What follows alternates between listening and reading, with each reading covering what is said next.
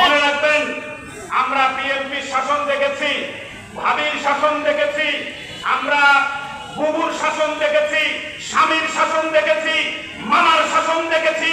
কেউ বাংলাদেশের মানুষের মুক্তি দিতে পারে নাই। এবার হুজুরদের শাসন দেখতে চাই।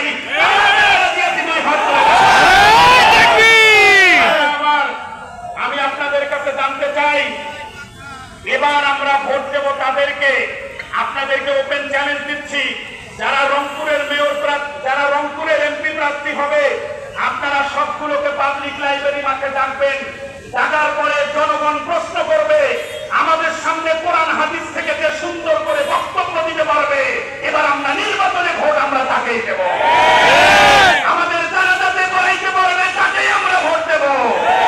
এই জন্য ভাইদের কাছে আহ্বান থাকবে যে আগামী নির্বাচনে আমাদের কিন্তু এমপি প্রার্থীগুলো ঘোষণা করা হচ্ছে।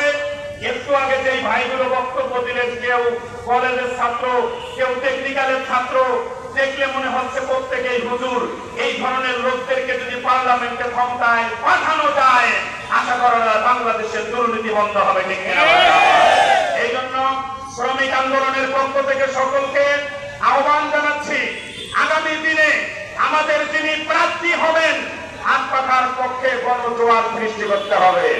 আপনাদের কাছে আমি জানতে চাই, বাংলাদেশে একটা দলের মধ্যে কোনো ক্যাডার নাই, সেটা হলো ইসলামী আন্দোলন বাংলাদেশ।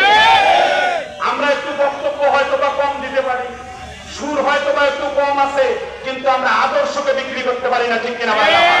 বাংলাদেশের প্রত্যেকটা দল পতাকাদের পরিবর্তন রাখতে পারে নাই, কিন্তু ইসলামী আন্দোলন বাংলাদেশ আগেও যা ছিল তাদের পতাকাতে মিল আছে। ঠিক কিনা ভাইরা?